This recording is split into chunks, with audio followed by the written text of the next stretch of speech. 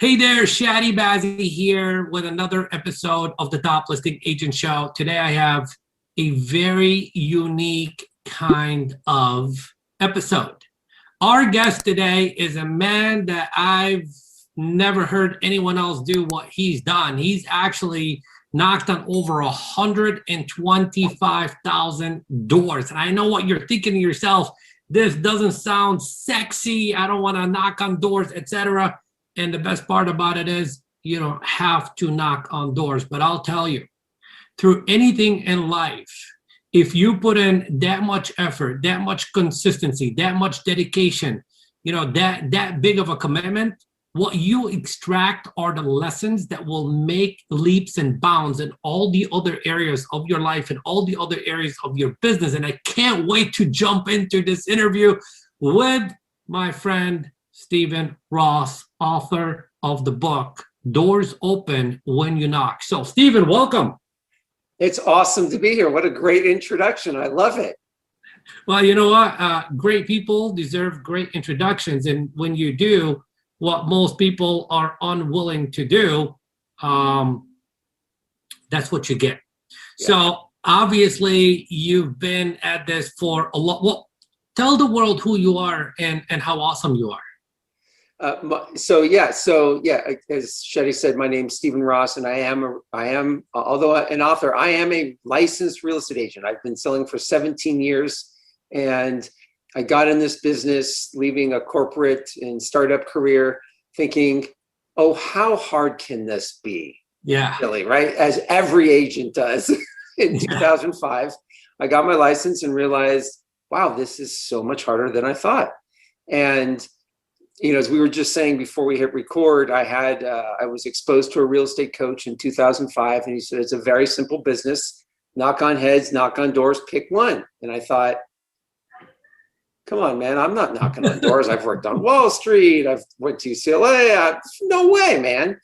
And 3-4 months later, I realized, holy crap, I'm going to fail at this business unless I do something drastically to turn this around. I won't make it.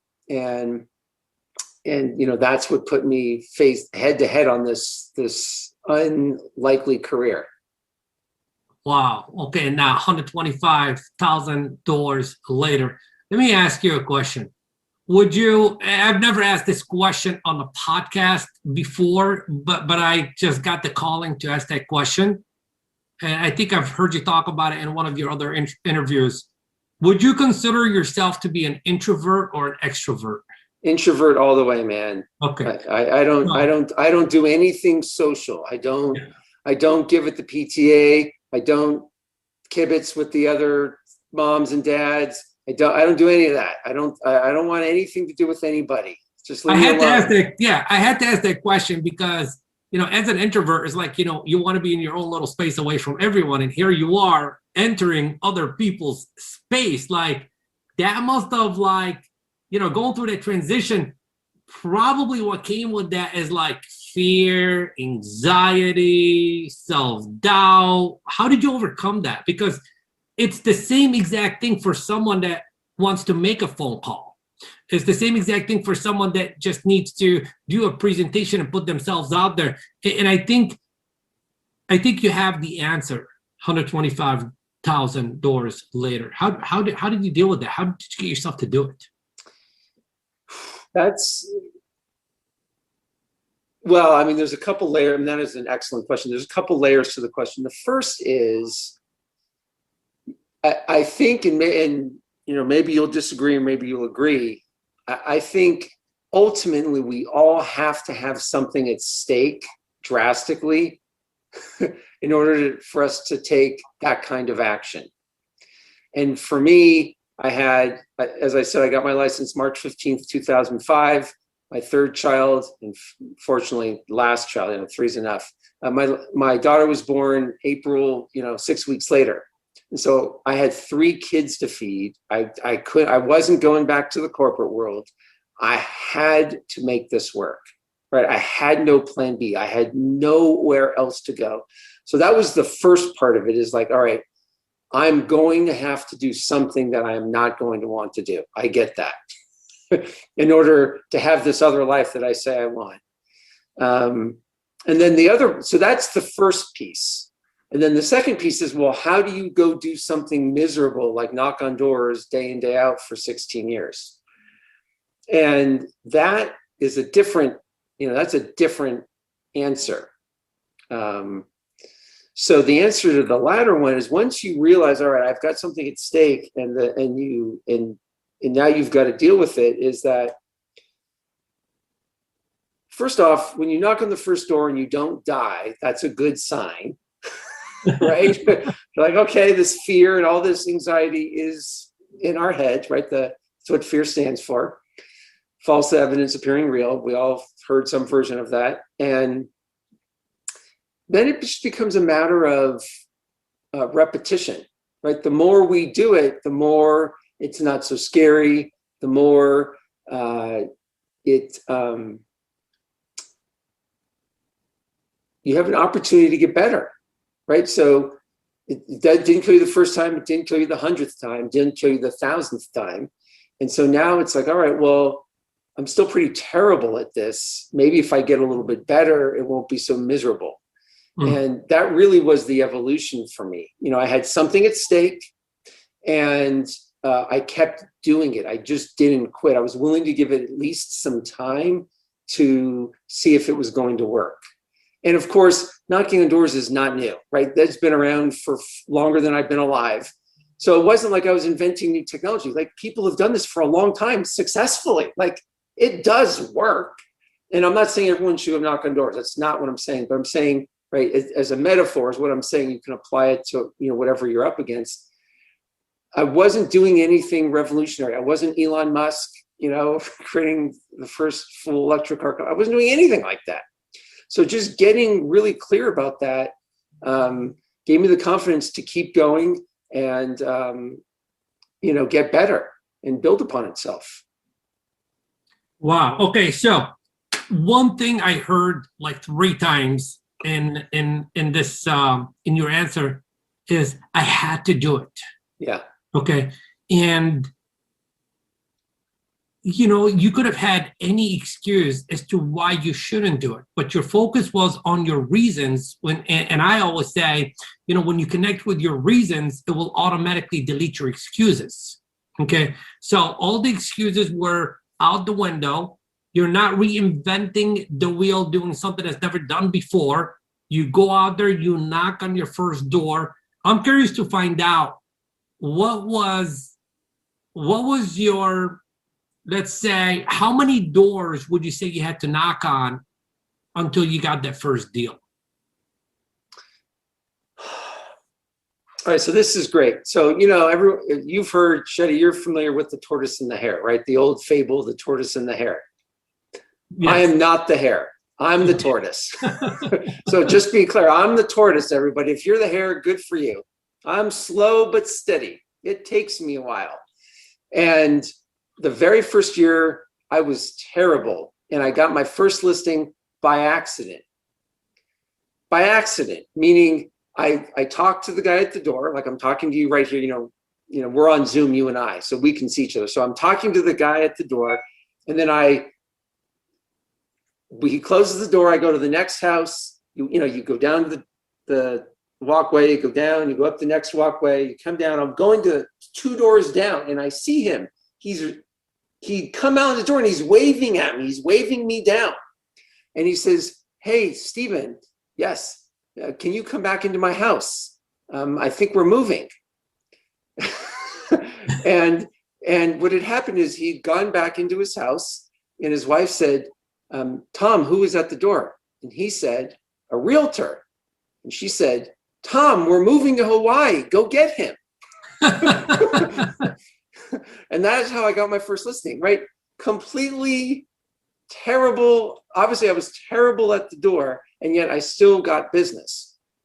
The point is, A, don't be terrible like me, but B, just showing up, right? Even a blind squirrel will find a few nuts. I didn't have an opportunity to improve if I didn't start by being where I was at. Yeah. I love that story. And you said it's sheer luck. Really, in reality, if you hadn't put yourself out there, you would have never ever been able to experience what you call luck. Yeah. And you know, and you're absolutely right. You know, there's for some people, they will achieve that result very quick, and for some people, it's going to take a little bit longer. But even though you may be slow, as long as you're steady, meaning you're consistent, sooner than later, you're going to have that breakthrough. And once you have that breakthrough, more breakthroughs will follow, because that first breakthrough is, number one, going to give you the evidence that you need. You know, the evidence. I mean, we all need the evidence, like, is what I'm doing going to work? You get the evidence, but then again, you get something even more important than the evidence, which is the lessons that came along the way for you to do it better and faster next time around. So what happened after you've taken that first listing from door knocking? Did you do better your second round, meaning your second year of doing door knocking? I say the second year I had a little more courage to ask some more real estate questions. And by the third and fourth year, which were my last 2 years in California before I moved to Colorado, I would say I was starting to get a little bit of brand recognition in the neighborhoods I was knocking, and it was feeling natural because I'd been, after 3 and 4 years, now all of a sudden, right, this is just what I do. But, on some level, you could say I was still pretty terrible. I mean, I would say by my 10th year is when I really, 10 years and overnight success. What is that? Yeah. That joke. Yeah. I really do feel like by year 10, I felt like I'm beginning to have a little mastery. And I know that's terrible for people listening. You're like, wait a minute, I have to knock on doors. Well, one, you don't have to knock on doors, but I have to do something for 10 years. I don't know if you do or you don't. I'm just saying it just took a long time to really feel like I could deal with anything. I mean, anything. I could deal with anything at the door. There's nothing that's going to faze me. And that doesn't come in year 3 or 4.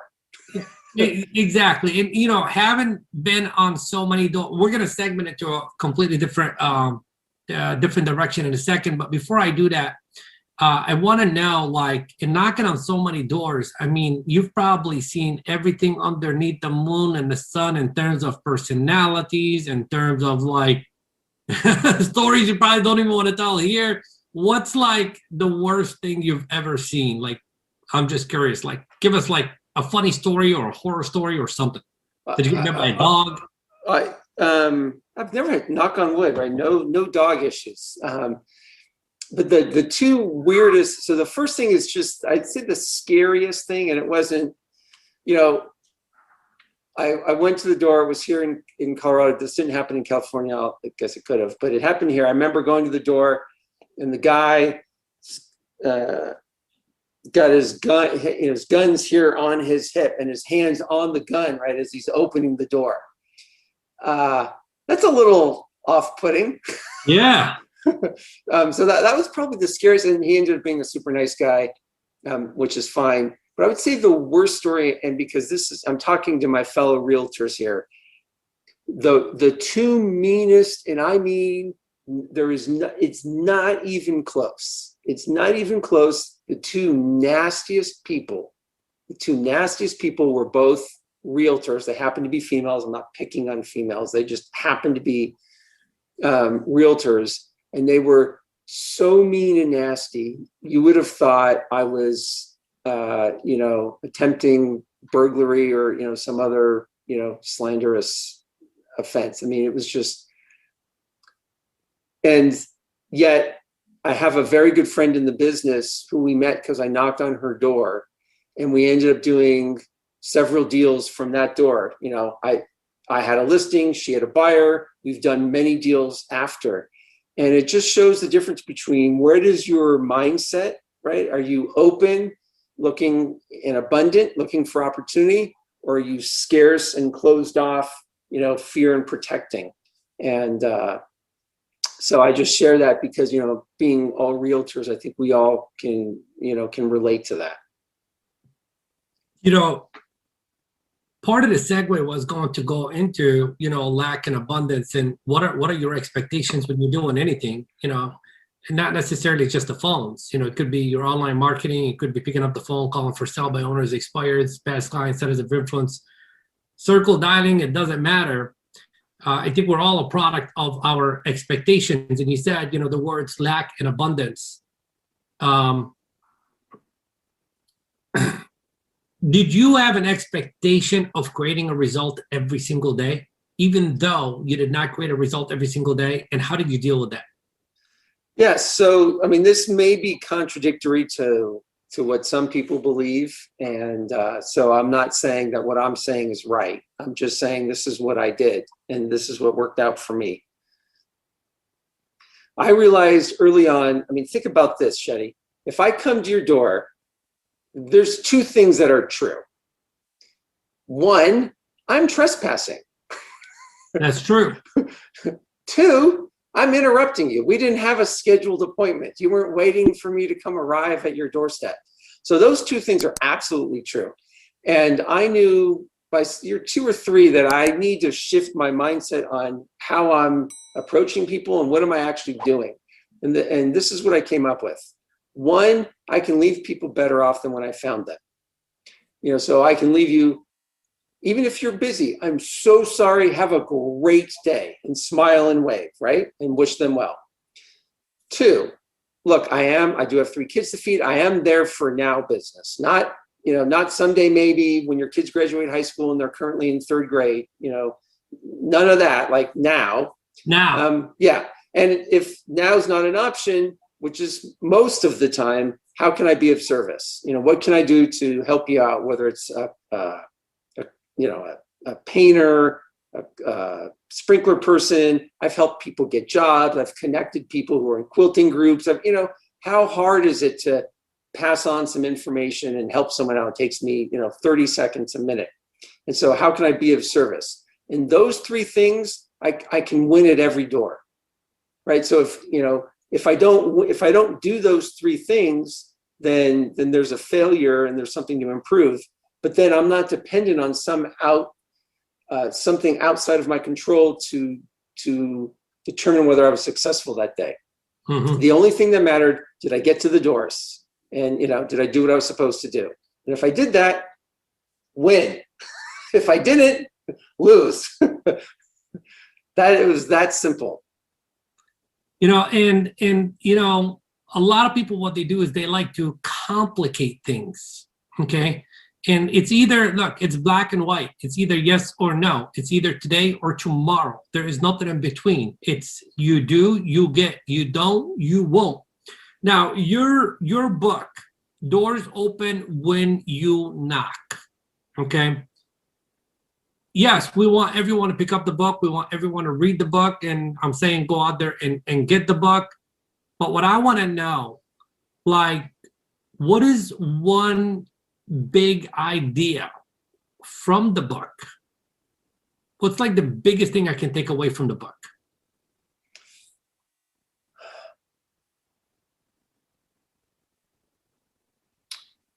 Well, so the feedback from people who read the book is that it nails what it's like to be a real estate agent, right? What it takes to stay on the path. So I don't know that there's one. I think it depends on where people are and what's going to resonate them on the biggest thing. Yeah. So I've gone through the book. I'm sure everybody's going to get something different. Different people in different stages of their career are going to get a biggest, different breakthrough, etc. What I really want to know is what is one common theme? Okay. What is one common theme that if any real estate agent just adopted that one common theme, they will succeed? And I was going to answer. So you beat me to it. But what I would say, and I'm reading your mind. You are reading my mind, man. This is fantastic. I think the biggest thing to take away would be patience, because most of us aren't willing to give ourselves to the process and let things play out how they go. We're in such a hurry, such a rush to have it today, that we aren't quite willing to be patient enough to see what's just around the corner. Right. Right. And and right, I say that even to myself today, it's a constant reminder to myself, right? Just to have patience, right? Stick with the process. The process works. Yeah, it's like everybody wants everything right now. Like they want to go out there and, for example, door knock, and they meet a lot of nice people, but they ain't got no appointment. Oh, this doesn't work. Or the person that calls the for sale by owners and expired. Oh, I didn't set any appointments. This doesn't work, etc. So patience, my friend, is, as they say, patience is a virtue. And look, I'm guilty of that too. I want everything right now. I'm like fast, like if you can't give it to me right now, I'd like forget about it. But where I personally had my biggest breakthrough is where I really caught myself, okay, become aware of the fact that it is going to take a little bit longer than I wanted to. And that's something I learned from one of my first mentors. Is he said to me, Shadi, everything you want, you will get. It's just going to get a little bit longer for you to get it than you want to. The key word is then you want to. And then the other key word was a little bit, not a lot of bit, a little bit longer. That's well said. Etc. Now, what are some of the things that, I'll rephrase the question. And I'm just going to turn it right back on you. Okay, you're the author. You're the one that has a lot of knowledge on this topic and beyond. So I'm going to say this. Is there a question that you feel that I should ask you right now that I haven't asked you that our audience will benefit from the answer? Man, I'm asking all the hard questions. It was a hard question. I mean,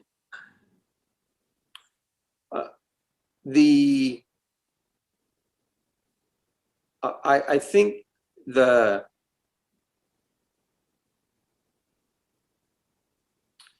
let me twist that a little and turn it back into kind of meld it back with the other question. Okay. I think the other piece that's hard to take away and apply to ourselves is personal responsibility. I'm not new to saying this. I didn't invent personal responsibility. I'm just very attuned to how it influences my outcomes and my experience of life. And it's so prevalent in our life it's just everywhere. And let me give you an example. If in our business, right, if we're representing our clients, right, we're their fiduciary, we're there to fight for them and to win, which means sometimes the other side is an idiot, or we want them to lose, or we want to, they're not really an idiot, but we feel that way sometimes, right? We all have been in a transaction where we're just like, if this agent would just get out of the way, if they just would stop being such a moron, if they would just, you just want to shake them. It's if they would just, and us making them wrong and imposing our will just doesn't make it any better. And if we can be fully responsible for how that transaction goes, and it's not blame or fault, it's not the truth, it's just a point of view. If we can be responsible for that, then we have an ability to say how that transaction goes. And I see it in my own, when I get hung up, whenever I have a transaction going wrong and I start to blame the other agent, I realize, the place to look is right over here. What am I doing to make this thing go smoothly? What am I doing to keep it on track? How am I helping them help their clients? How am I, and so that comes about in our negotiations. It comes with our clients. It comes with my commitment to myself to do what I said I was going to do every day. And I just think there's not a day that goes by where I'm not dealing with some level of being accountable and responsible for things that I don't want to be accountable and responsible for. I love it. I love it. Personal responsibility. You are responsible for everything. And Stephen, we're going to play a little different game right now. And the game is, I am now, let's say, it doesn't matter what stage I am in my business, whether I'm new or whatever. I want to increase my production by, let's say, 1 to 2 more deals every single month. Okay, I want to increase my production by 1 or 2 deals every single month. And then I say to you, Stephen, can you give me some insights? Can you give me some strategies? Can you give me some coaching on how I can do that? What would your system or strategy or advice be? Well, I'm not a marketing guy, so I'm sure there's other levers and things to pull. Not my expertise, so I'm not going to comment on that. I'm just going to keep it to, what I know, which is how do you build an advisory business, right? How do you build clients who trust you implicitly, pay you your fee, and are willing to refer you? And I mean, the only thing I know that works consistently, talk to more people and get better at talking to them. And when I mean get better at talking to them, that doesn't mean getting better at convincing them, selling them, or cajoling them. It means quickly finding out, are we a fit, right? Because that's the other thing, is that I don't want to spend a lot of time with people who don't want to pay me my fee or aren't going to work with me, because I don't have time for that. I'd rather spend my time somewhere else. So being able to get good at that helps make the first part more effective, right? Because you're not wasting time with people who are never going to work with you. And of course, you can't get better at figuring that out until you keep talking to more people. If you're talking to 5 people a day, 10 people a day, it's going to take you a long time to get better. So number one is it's a contact sport. You got to have more conversations. Number 2, you got to get better at having that conversation, improve the conversation. That's right. Well, if I just focus on those 2 things, would that get me more transactions? In the long run, yes. Okay. So how can we speed up the process and make it in a short run? Well, as Thomas Watson Sr. said, who was really the key founder, he wasn't the founder of IBM, but he's really the one that grew it in the early 1900s. If you want to double your success, or if you want to increase your success, double your failure rate. Okay. So I just want to make 4 or 5 contacts a day. Not enough. Not enough. Not enough. What should the minimum standard be? I think, my minimum standard when I was, for the first 10 years in the business, was 25 contacts a day, minimum. That's a very good number. So anyone, anywhere, anytime, it doesn't matter if you're going to do doors for sell by owners, expired, circle dialing, standing in front of the supermarket and having 25 conversations with random people walking in. It doesn't matter what your form of talking to people is. You just got to talk to 25 people. And Stephen, I'll tell you, one of the things that our clients are doing right now is we're actually, part of, our contact game is we're actually having conversations via Facebook Messenger with people. And when they engage back, that's a contact. So they're some of my clients are doing like 5 of those contacts every single day. So again, there is no right and there is no wrong based on your personality, based on your selling style. Just choose one and stick with it. And if you are, even if it's slow and steady, you will make it to the other side, guaranteed, as long as you take personal responsibility and do it. So now I'm just going to add something to that, Stephen, not to take anything away from you. How do you speed up the process? How do you speed up the process is by getting very good at creating connections with people. How to get people to like you, trust you, respect you, see you as the expert, see you as the authority. If you could master that one skill, all of a sudden, people will open up to you. They will invite you into their home. And then they're listening to your changes. And all of a sudden, if they have a true desire to buy and or sell real estate and or invest and or have someone that they can refer to you, that's where the magic happens. And that's when you start getting miraculous results. Did I get that one right? I think so. I wouldn't disagree with any of that. Not one bit. Do you have a magic script? I'm just curious to find out any magic script for talking to people, getting people to, say yes to you or anything like that? If you have one, I'm open to it. I found that magic doesn't work. I have no magic. I do know that authenticity rules, and having clients that trust you implicitly, makes deals go easier, and which frees you up to do more deals. Man, I'm loving this conversation. I mean, you and I both, think so much alike, because at the end of the day, it really is just a conversation. You're either having a conversation with someone that needs your service or someone that doesn't need your service, and we don't make either one right or wrong. But so, and a lot of people can't really get to that place of authenticity, Stephen, in my opinion, is because they lack self-esteem and they lack, confidence. Sure. So that's why they rely so much on scripts and dialogues and objection handlers, and nothing wrong with that as well too. I have those too, but you got to go above and beyond the magic script, etc. You got to know how to have conversations with people. Any advice for someone in that boat right now? Well, I think, that's a great question. I mean, I think here's the thing you said though. If you don't have the confidence and self-esteem, right, the first thing you got to get is that you are valuable in and of itself. Yeah. Right? If you don't value you, neither will anybody else. That's true. That we're not going to solve right here on this podcast. So that, and there's nothing wrong with not having that figured out, but being willing, responsible, being willing to go to work on that. Hey, you know what? I'm not willing to be vulnerable with my clients. What's behind that? Am I willing to do the work to look? I think, just being honest with ourselves is very difficult, but that is the beginning, right? The moment you can acknowledge, look, I'm not perfect. I screw up all the time.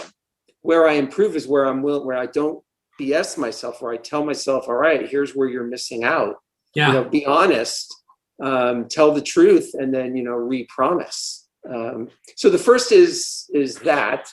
And then the second thing is, I don't know where I heard this. It was from another agent. And they just said two things from two different people. One was, always put your clients first. Again, not novel and new, but if you always come from that place, it puts you in the right mindset. And that people get when you're operating from that point of view, trust is building. And then the second thing is, one of my mentors used to say, I'm going to screw this up. He said something like, if I never worry what to say, I always tell the truth. In other words, I think I got that right. In other words, he's never trying to figure out the right spin to put on things. If I just tell the truth, then you got nothing to worry about. I got nothing to worry about. Always say the right thing. If you always tell the truth, you always say the right thing. Yeah. Something along that. Yeah. So this is awesome, man. So if somebody wanted to, get, enter your world, find out a little bit more about you, what you have to offer, your book, etc., how can people reach out to you? How can people connect with you? Great. Thanks, Shetty. So the best way to get a hold of me is through my website, doorsopenwhenyounknock.com. You can click a button that says schedule a call.